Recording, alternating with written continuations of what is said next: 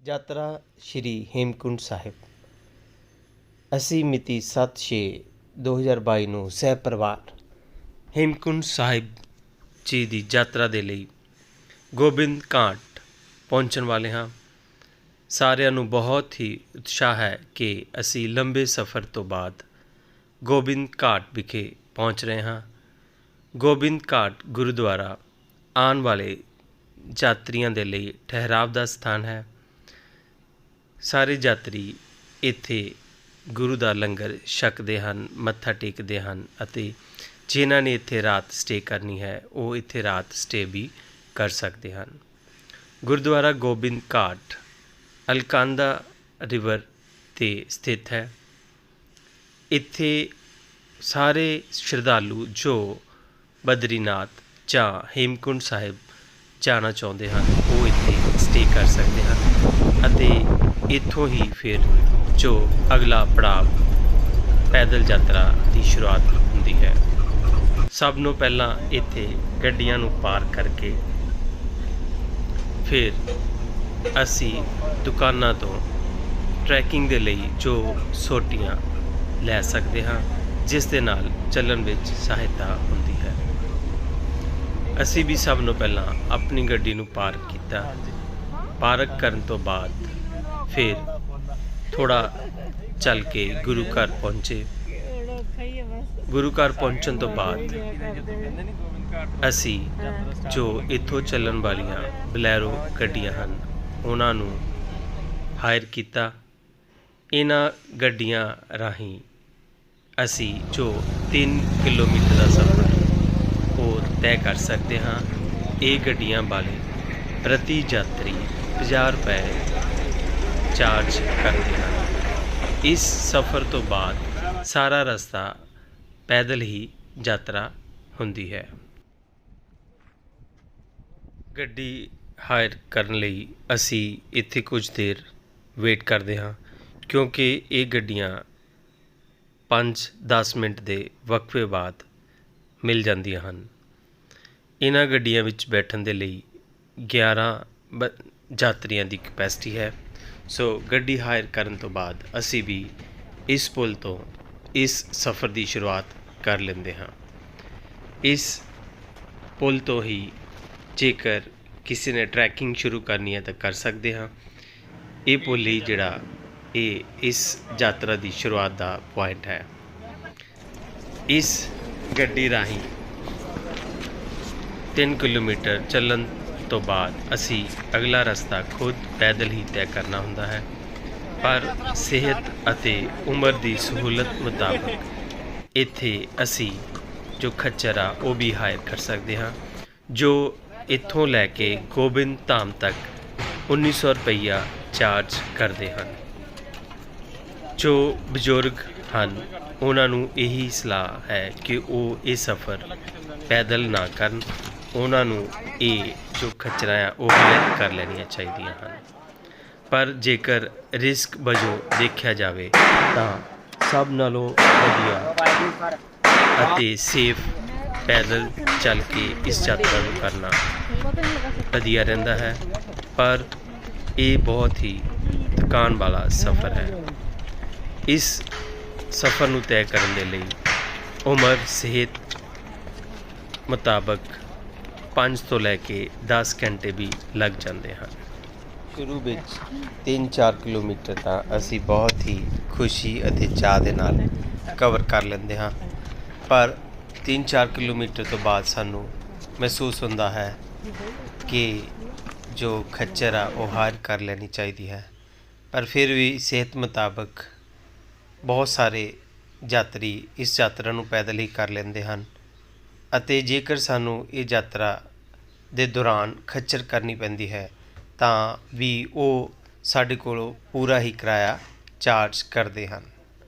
ਸੋ ਸਾਨੂੰ ਪਹਿਲਾਂ ਹੀ ਵਿਚਾਰ ਕਰ ਲੈਣੀ ਚਾਹੀਦੀ ਹੈ ਕਿ ਜੇ ਸਾਡੇ ਨਾਲ ਬਜ਼ੁਰਗ ਹਨ ਤਾਂ ਉਹਨਾਂ ਨੂੰ ਸ਼ੁਰੂਆਤ ਦੇ ਵਿੱਚ ਹੀ ਇਹ ਜਿਹੜੀ ਖੱਚਰ ਆ ਉਹ ਹਾਇਰ ਕਰ ਦੇਣੀ ਚਾਹੀਦੀ ਹੈ। ਇੱਕ ਗੱਲ ਦਾ ਸਾਨੂੰ ਹੋਰ ਧਿਆਨ ਰੱਖਣਾ ਚਾਹੀਦਾ ਹੈ ਕਿ ਜੇਕਰ ਅਸੀਂ ਆਪਣੇ ਨਾਲ ਬੈਗ ਨੂੰ ਕੈਰੀ ਕਰਨਾ ਹੈ ਤਾਂ ਉਸ ਦੇ ਵਿੱਚ ਘੱਟੋ ਘੱਟ ਸਮਾਨ ਹੋਣਾ ਚਾਹੀਦਾ ਹੈ। क्योंकि ज़्यादा भारी बैग लैके असी पैदल ट्रैकिंग करांगे तां सानू मुश्किल होवेगी। ये रस्ता पैदल यात्रा लई बहुत ही सेफ है, क्योंकि जदों असी इस यात्रा बारे सुनिया सी तां सानू महसूस हुंदा सी कि ये रस्ते बहुत रिस्की हैं। एक गल सामने ये आई है कि ये रस्ते रिस्की नहीं हैं, पर थकान वाले जरूर हैं। सो सानू ਵੱਧ ਤੋਂ ਵੱਧ ਸਮਾਂ इस ट्रैकिंग ਦੇ ਲਈ ਰੱਖਣਾ ਚਾਹੀਦਾ ਹੈ। ਜੇਕਰ ਸਾਡੇ ਕੋਲ ਸਮੇਂ ਦੀ ਘਾਟ ਨਹੀਂ ਹੈ ਤਾਂ ਅਸੀਂ ਇਸ ਨੂੰ ਪੈਦਲ ਹੀ ਕਵਰ ਕਰ ਸਕਦੇ ਹਾਂ।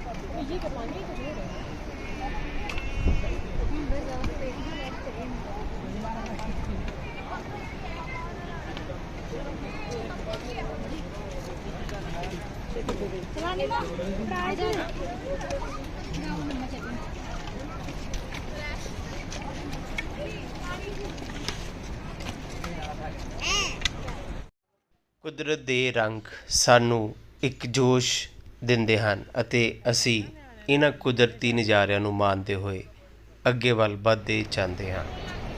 ਰਸਤੇ ਵਿੱਚ ਜਦੋਂ ਦਿਲ ਕਰੇ ਤੁਸੀਂ ਬੈਠ ਕੇ ਸਾਹ ਲੈ ਕੇ ਆਪਣੀ ਯਾਤਰਾ ਨੂੰ ਦੁਬਾਰਾ ਸ਼ੁਰੂ ਕਰ ਸਕਦੇ ਹੋ। ਠੀਕ ਹੈ ਨਾ। ਔਰ ਰਸਤੇ ਵਿੱਚ ਕੋਈ ਖਾਣ ਪੀਣ ਦੇ ਲਈ ਵੀ ਤੁਹਾਨੂੰ ਅਲੱਗ-ਅਲੱਗ ਦੁਕਾਨਾਂ ਮਿਲ ਜਾਂਦੀਆਂ ਹਨ। ਨਹੀਂ ਜੀ, ਤੁਹਾਨੂੰ ਲੱਗਾ ਨਹੀਂ ਵੀ ਖੱਚਰ ਕਰ ਲੈਣੀ ਚਾਹੀਦੀ। खच्चर जे तुम बैठ सकते हो खच्चर से कर लो, नहीं तो पैदल हौली हौली साह लैके तुरे जाओ।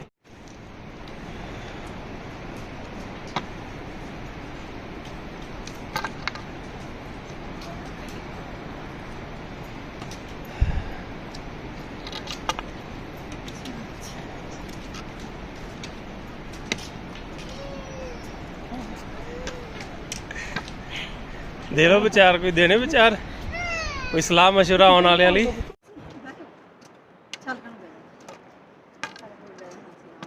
ਸੰਗਤਾਂ ਬਹੁਤ ਹੀ ਸ਼ਰਧਾ ਦੇ ਨਾਲ ਜਿਹੜੀਆਂ ਚੜਾਈਆਂ ਚੜ੍ਹਦੀਆਂ ਹੋਈਆਂ ਤੇ ਵਿਚਾਰ ਇਹੀ ਹੈ ਵੀ ਜੇ ਤਾਂ ਤੁਹਾਡੇ ਵਿੱਚ ਸ਼ਰਧਾ ਹੈ ਫਿਰ ਤਾਂ ਕੁਝ ਵੀ ਕਠਿਨ ਨਹੀਂ। ਪੈਦਲ ਜੇਕਰ ਤੁਸੀਂ ਥੋੜੇ ਸਮੇਂ 'ਚ ਨਹੀਂ ਕਰਨਾ ਚਾਹੁੰਦੇ, ਪੂਰਾ ਦਿਨ ਲਾਉਣਾ ਹੈ ਤਾਂ ਬਹੁਤ ਹੀ ਵਧੀਆ ਤੁਰ ਕੇ ਆਉਣਾ। ਪਰ ਇਹ ਆ ਵੀ ਪੈਸੇ ਬਚਾਉਣ ਦੀ ਕੋਸ਼ਿਸ਼ ਵੀ ਨਾ ਕਰੋ। ਵਧੀਆ ਇਹ ਆ ਕਰ ਹੀ ਲਓ ਰਾਈਡ, ਬਾਕੀ ਸ਼ਰਧਾ ਆਪਣੀ ਦੇ ਹਿਸਾਬ ਨਾਲ ਤੁਰੇ ਆਓ। ਪੈਸੇ ਲਿਆਓ, ਔਖਾ ਬਹੁਤ ਆ, ਘੋੜੇ ਲਿਆਓ। ਭੁਲੇਖੇ ਸਾਰਿਆਂ ਦੇ ਨਿਕਲ ਜਾਂਦੇ ਆ। ਜੇ ਕਿਸੇ ਨੂੰ ਲੱਗਦਾ ਵੀ ਮੈਂ ਬਹੁਤ ਤਕੜਾ ਆ ਜਾਂ ਮੈਂ ਇਹ ਕਰ ਲੈਣੀ ਆ, ਇਹ ਜਿਹੜੀ ਯਾਤਰਾ ਸਾਰਿਆਂ ਲਈ ਇੱਕੋ ਜਿਹੀ ਆ। ਜਿਹੜੇ ਤਕੜੇ ਆ ਉਹਨਾਂ ਲਈ ਵੀ, ਜਿਹੜੇ ਨਹੀਂ ਕਦੀ ਤੁਰੇ ਉਹਨਾਂ ਲਈ ਵੀ। ਭੂਆ ਜੀ ਉਹਨੂੰ ਪਤਾ ਨਹੀਂ ਕੱਪੜੇ ਤੋਂ ਪਹਿਚਾਨ ਨਹੀਂ, ਮੈਂ ਉਹਨੂੰ ਵੈਸੇ ਕਿਹਾ ਸੀਗਾ, ਮੈਂ ਕਿਹਾ ਪੁੱਤ ਰਾਜ ਤੈਨੂੰ ਮਿਲਨੇ ਆ ਤੇ ਬੁਲਾ ਕੇ ਜਾਈ। ਭੂਆ ਜੀ ਮੈਂ 3 ਵਜੇ ਮਾਰਨਾ। ਮੈਂ ਕਿਹਾ ਓਹੋ ਸੱਚੂ ਆ ਗਿਆ ਤੂੰ। ਕਹਿੰਦਾ ਹੋਰ ਮੈਂ ਮੋਰੇ ਚੱਲਿਆ। ਮੈਂ ਕਿਹਾ ਜਾ ਪੁੱਤ ਤੂੰ ਮੋਰੇ।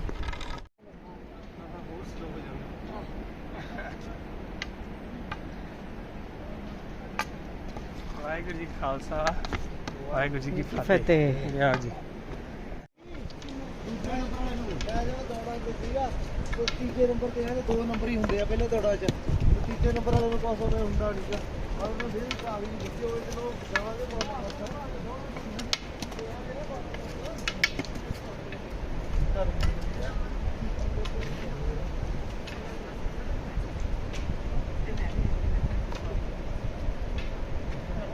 ਵਾਹਿਗੁਰੂ ਜੀ ਕੀ ਵਿਚਾਰ ਹੁਣ? मतलब कपड़े घट रोकड़ा जा, कपड़े घट रखो रोकड़ा जा।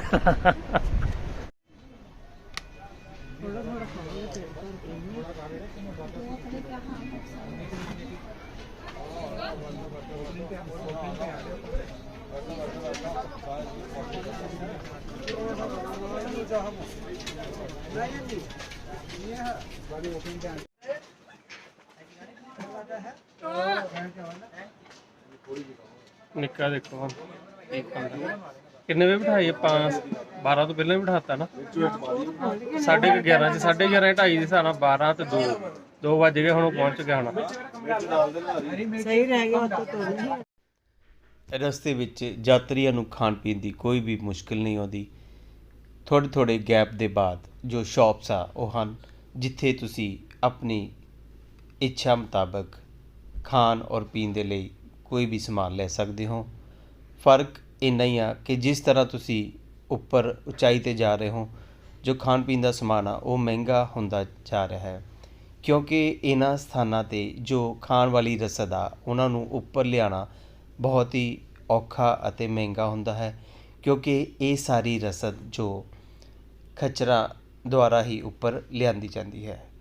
ਜੋ ਪਾਣੀ ਦੀ ਬੋਤਲ ਤੁਹਾਨੂੰ ਹੇਠਾਂ 20 ਰੁਪਏ ਦੀ ਮਿਲਦੀ ਹੈ ਇਸੇ ਤਰ੍ਹਾਂ ਤੁਹਾਨੂੰ ਉਹ ਉਚਾਈ 'ਤੇ ਜਾਂਦਿਆਂ 40 ਤੋਂ 80 ਰੁਪਏ ਦੀ ਵੀ ਮਿਲਦੀ ਹੈ। ਪਰ ਇਹਨਾਂ ਚੀਜ਼ਾਂ ਦੀ ਕੋਈ ਵੀ ਕੀਮਤ ਨਹੀਂ ਕਿਉਂਕਿ ਜਦੋਂ ਸਾਨੂੰ ਖਾਣ ਲਈ ਮਿਲ ਜਾਂਦਾ ਹੈ ਤਾਂ ਸਾਡਾ ਜਿਹੜਾ ਸਫ਼ਰ ਆ ਉਹ ਹੋਰ ਈਜ਼ੀ ਹੋ ਜਾਂਦਾ ਹੈ। ਸੋ ਸਾਨੂੰ ਲੋੜ ਮੁਤਾਬਕ ਰਸਤੇ ਵਿੱਚ ਖਾ ਕੇ ਔਰ ਰੈਸਟ ਕਰਕੇ ਹੀ ਜਾਣਾ ਚਾਹੀਦਾ ਹੈ। ਹੁਣ ਆਪਾਂ ਗੋਬਿੰਦ ਧਾਮ ਦੇ ਨੇੜੇ ਆ ਰਹੇ ਹਾਂ ਕਿਉਂਕਿ ਇਹ ਜੋ ਪੁਲ ਹੈ ਇਹ ਇੱਕ ਰੈਸਟ ਪਲੇਸ ਔਰ ਫੋਟੋ ਦੇ ਲਈ ਬਹੁਤ ਹੀ ਵਧੀਆ ਜਗ੍ਹਾ ਹੈ ਜਿੱਥੇ ਸਾਰੇ ਯਾਤਰੀ ਥੋੜ੍ਹੀ ਦੇਰ ਲਈ ਠਹਿਰਾਵ ਕਰਦੇ ਹਨ ਅਤੇ ਇਸ ਕੁਦਰਤੀ ਨਜ਼ਾਰੇ ਨੂੰ ਖੂਬ ਮਾਣਦੇ ਹਨ। ਇਸ ਤੋਂ ਅੱਗੇ 4 ਕਿਲੋਮੀਟਰ ਦਾ ਸਫ਼ਰ ਰਹਿ ਜਾਂਦਾ ਨਹੀਂ ਅਜੇ ਨਹੀਂ।